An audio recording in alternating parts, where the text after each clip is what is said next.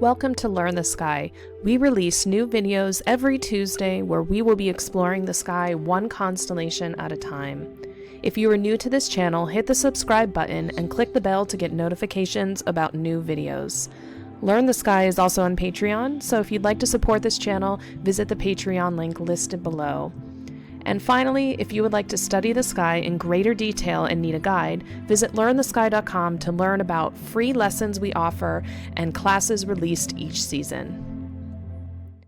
Welcome, my name is Janine, and in this video, we will learn about the meteor shower known as the Perseids, which occurs from mid-July to late August. The peak of the shower happens around mid-August, so we will discuss why meteor showers occur and get practice with identifying the constellation of Perseus, since that is the radiant for this meteor shower. The Perseids is a great meteor shower to observe because it's fairly consistent each year with the amount of meteors that can be seen. It has a long duration from mid-July to late August, even into September. For the year of 2020, the peak nights happen around August 12th. The showers are best seen really early in the morning, and the moon phase is a waning gibbous, so that gives it pretty ideal conditions in order to see this meteor shower. I definitely recommend that you try to move away from city lights and light pollution so you have the best opportunity to see these colorful streaks across the sky. This shower is associated with the comet known as Swift-Tuttle, and meteor showers occur because the Earth passes through an area of debris called the Perseid cloud, and then it stretches along the orbit of the comet Swift-Tuttle. And when comets come around the sun, the dust that they emit spreads into this dusty trail around their orbits. And each year, the Earth passes through these dusty debris trails, and then these particles enter our atmosphere, they burn up, and create beautiful streaks across the sky. Let's take a closer look at the comet known as Swift-Tuttle, since this is a comet that's associated with the Perseids. It was discovered in 1862 independently by both Lewis Swift and Horace Tuttle. This diagram shows you the orbital path of Comet Swift-Tuttle, and its last approach right there was in 1992, and it will return again in 2125. What I want you to notice about this diagram is the path of the comet. First, it's really a wide ellipse, and it's very long, and as it approaches the sun, it speeds up, and then as it moves away from the sun, it starts to slow down. Also, when the Earth passes through this orbital debris right here, that's when we have meteor showers. So we're not likely to see Comet Swift-Tuttle in our lifetime, but we can see the effects of it as the Earth passes through its cloud of debris. As we learn more about meteor showers, it's a good idea to really get a clear definition of what a meteor is. And a meteor is an object that glows due to friction while traveling through the Earth's atmosphere, and it appears as a bright streak of light in the sky. Here's a great photo of a meteor passing through Earth's atmosphere, and this was taken from the International Space Station during the Perseids Meteor Shower. This is a great diagram that shows you the differences between meteoroids, a meteor, and a meteorite. A meteoroid is a small rocky body in space. A meteor is when it passes through our atmosphere, and when it makes an impact on the surface of the Earth, it's a meteorite. So meteor showers are celestial events that occur as the Earth is passing through that cosmic dust and debris that's left over from comets, and they typically are named after the place they appear to originate from in the sky. So for example, the Perseids originate from the constellation known as Perseus. Here is another great photo taken during a meteor shower over a course of a few hours. You can tell this was taken during a meteor shower because you can trace the streaks of light back to one origin point in the sky, which I would say is probably right around this area.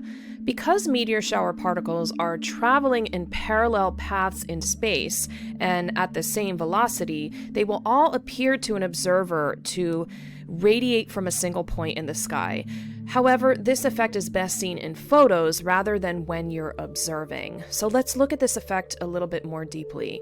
Meteors, when you're observing the meteors in a meteor shower, they will appear randomly in the sky. But if you trace them back, they have a common point of origin, and that's called a radiant. They are often named after the place they originate from the sky for meteor showers. And again, we're going to use the Perseids as an example for this. Here, this is where the radiant would be for the Perseids, and it appears to come from the constellation Perseus. Let's take a look at a few more time-lapse photographs of meteor showers. This one here is a 4-hour time-lapse picture of a meteor shower, and you can easily figure out where the radiant is, which would be this area, because if you trace all these streaks of light back to the origin point, they all come from this arena. In the second half of this video, I want to teach you how to find Perseus. It's best seen in the northern hemisphere during the autumn months and early winter months, but for the Perseids meteor shower, you have to go out and see it in the early morning, and that's when Perseus is rising mid-July into August. You want to look for star clusters near the constellation of Cassiopeia and Auriga. And as you look at this photo, can you see those little clusters of stars? There's 2 of them. One is right here. This is a double cluster. And here is another cluster of stars. You can also use the Pleiades star cluster to find Perseus. Pleiades is that cluster in the constellation of Taurus. And Cassiopeia, which is a very easy constellation to point out. Go see that video if you need more information on how to find Cassiopeia. You can use it as a pointer. There are many variations of this star pattern that I've seen in books, so I'll show you the official star pattern and point it out for you here right now. So here we are. This is the head of Perseus. He's represented as a hero in Greek mythology. You have his arms right here, his body, and then his legs right there as well. Now, there are star clusters that I use to help me figure out where Perseus is, because the pattern doesn't always stand out to me in the sky, but those clusters I can find really easily. The first one is right here, and this is Alpha Persei. That's a cluster within here, and then there's also a double cluster up here. So let's take a look now at the official star pattern. Here we have it. And I want you to notice some of the constellations that surround Perseus. We have Cassiopeia, which you can use to kind of help point you in the direction of Perseus. You have Andromeda. Down here we have Taurus. I often use the Pleiades star cluster to help me find Perseus. And then you have Auriga, which is the charioteer. So there's lots of constellations that stand out that can help you find where Perseus is. And if you want to get a different viewpoint of what he looks like in the sky, here you can see his arms, and then his one leg looks a little shorter than the other. But I am just warning you that there are a lot of different versions of what Perseus looks like if you would open up different books, and that's okay. This one is from the International Astronomical Union, which is considered to be the authority in terms of star patterns. Let's get some more practice with how to find Perseus in the sky. So as you're looking at this photo, there's 3 things that probably are standing out to you, and those are 3 clusters. The first one right here is this bright cluster. That's the Pleiades star cluster located in the constellation of Taurus. It's pretty easy to see with the unaided eye, and you can use it to help you find Perseus. The other 2 things I want you to notice are this star cluster right here and this one right here. This top one is a double star cluster, and this right here is the Alpha Persei star cluster. And I don't always have an easy time pointing out the constellation pattern of Perseus, but I can really easily find these 2 star clusters. And if you live in an area that has a lot of light pollution, this might be a challenge for you to find this constellation. But you can also use the other brighter star constellations to help you find Perseus. And if we were to point out the constellation, that's what it looks like. You can also see there's another little star cluster right here, but you have the head of Perseus, his body, legs, and then his arms. Let's continue to get more practice. So, what is it that you notice about this constellation? Or this photo, I should say. First, there's two things that stand out to me immediately. One is this bright star here, and then this star cluster right here. This one is the Pleiades in Taurus, and this is Capella, which is in the constellation of Auriga. And then Perseus is all right here. Can you find those two little star clusters I mentioned? So here you've got one, here you have the other. There's also a portion of Cassiopeia. It's not the full constellation, but 4 out of the 5 stars. So you can use Cassiopeia to kind of direct you towards Perseus. So if we were to show you where Perseus is, that's the star pattern. You've got the one double cluster that's located right closely to the head of Perseus, and the other objects of importance are Capella. You have the Pleiades and Cassiopeia.